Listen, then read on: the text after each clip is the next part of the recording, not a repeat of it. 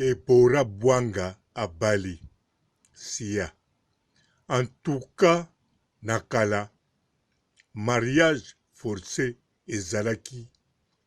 Ba parents de mutu bazako forcé ko balisa bana. Mais lelo yo, mariage forcé ekoma. Yomoko mwasi to yomoko mobali. Ozo forcé mariage.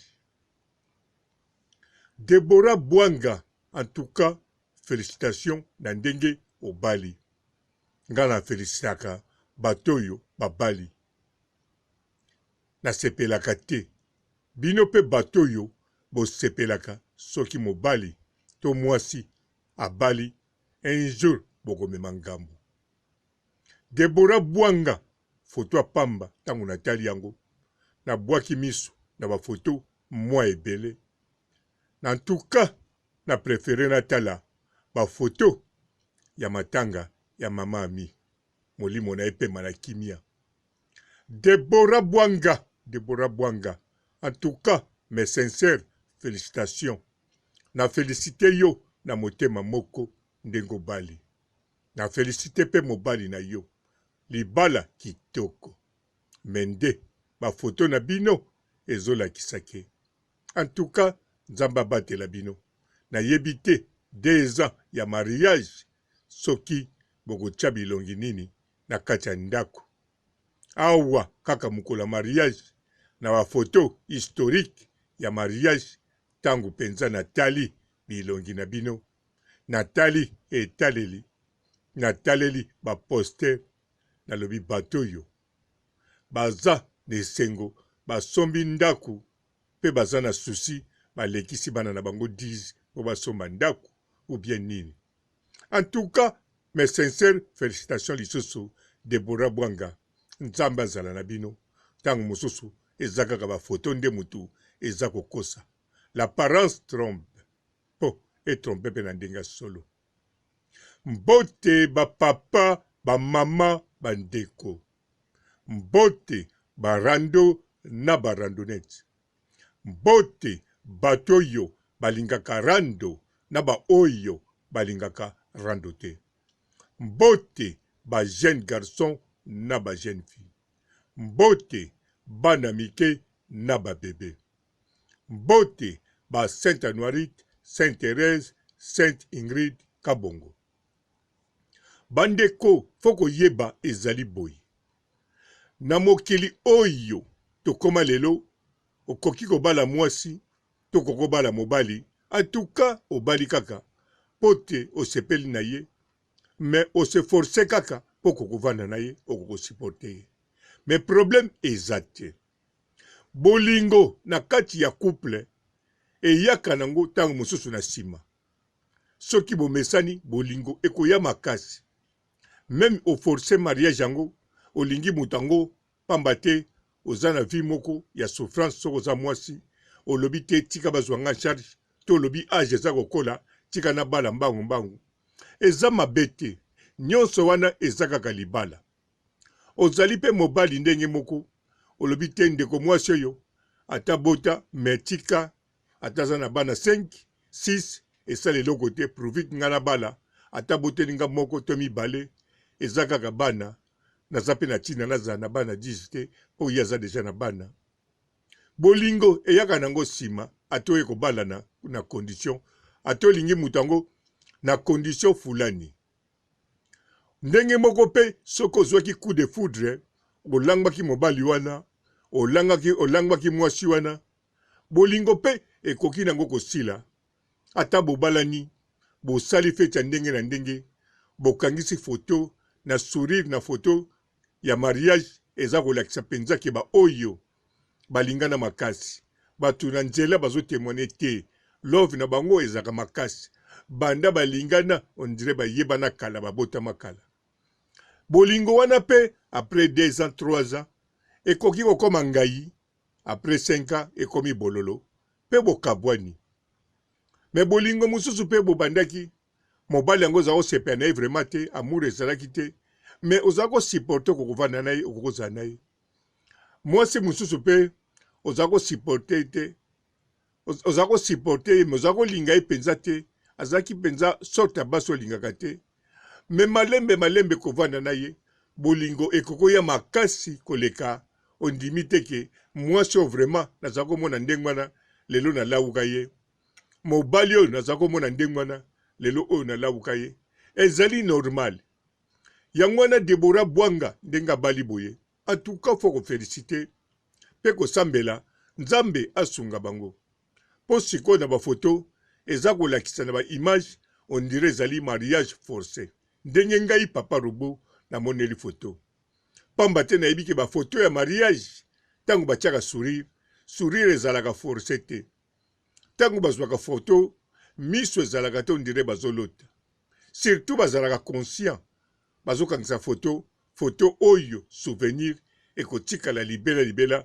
mpo na bolingo sourire ezalaka original soki mpe eza nango te akovanda calme ekozala original me oyo ya bango ngai papa Robo namoni neti sourire ezali forcé kolalisa misu ezali neti moto alangwe na lotoko forcé kotalana bazoko kotalana kutu te namoni wana baforcé me simbi te mobali atali miso tout droit on dirait Alexis Bana 10 po te azwa mbongo asomba ndako en tout cas tango natali biloko wana nyonso nalobi en tout cas awa eza nango diri te ate bandi boye mais une année 2 ans 3 ans nde bisika ekoyebana soki penza baza na posa bazala ensemble tiliwa to mikolo ebele babota bana bakola na bango yango wana ngai papa Robo libala nyonso ezala forcé te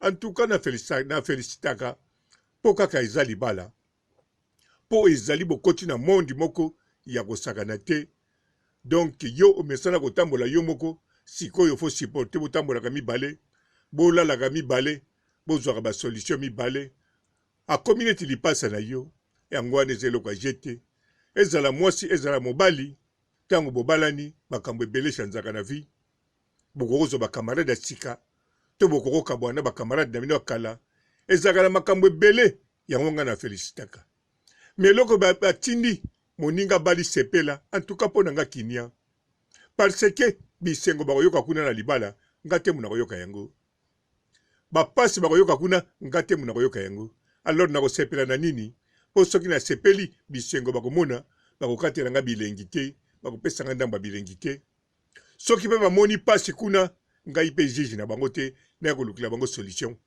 yango ngai papa Robo na felicitaka kaka Deborah Bwanga na félicité yo moninga bali félicité bopo na ngai bino bosepelaka mpe ya solo ezala teke bozosepela ya maloba mpo ntango bolobaka moninga abali sepela nayebi te soki bokanisaka yango to bokanisaka te me nga ntango nalobaka moninga mpenza bali nake félicité ye en tout cas nakanisaka yango surtout ndenge natali Deborah Bwanga na bongi nalobi bon awa soki nasepeli bilengi mobali oyo moto akoyoka or ke Deborah Bwanga oyo soki mpa na nga nde na bali ye me fo nasepela alors pourquoi nakende sepela mpo mobali oyo abali ye nakofélicité kaka sans rancune motema mabe nakotia te motema malamu wi nakotia me félicitation kinia wana etali ngai te eza ya ngai te ekotikalaka mpe kozala ya ngai te moto akobengisanga na mariage na ye ntango nakoya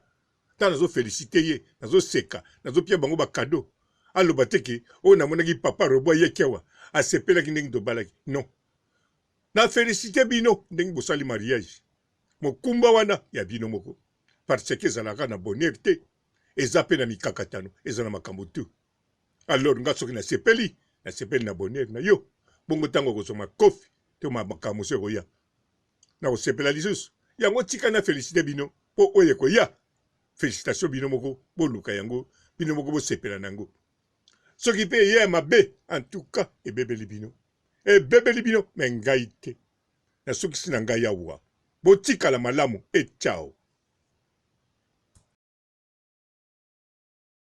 Bonjour fidèles internautes de www.elengiakomba TV. Bonjour, bonsoir, balandi nyonso ya Elengi ya Komba. Congolaise TV. Partout dans le monde, partout où vous êtes, partout où vous êtes, Elengi ya Combat TV vraiment. Bonjour, bonsoir, na abonné bafa nyonso ya Elengi ya Combat Congolais TV. Bonjour à mon boss, on a appelé ça vraiment un pandi. Bonjour à mon boss, JP Kiama. Je salue mon boss Balobi, boss des boss Babi, JP Kiama. Bonjour, na Elengi ya Combat Congolais TV vraiment. Maman la zana, chaîne de chaque kitoko, ya boss na JP Kiama, ta ay boss des boss ya ni a danger. Donc ba ça dans la zaki. Ya boss na biso JP Kiama. Nzambe na ngai. Ba boss bazali ba boss bazali. JP Kiama, le boss des boss. Napesi d'abord bonjour, te ba mbote belé na mon boss JP Kiama, wana na kozangisa ote. Donc na ko lekate sana, napesa mon boss JP Kiama, boss des boss.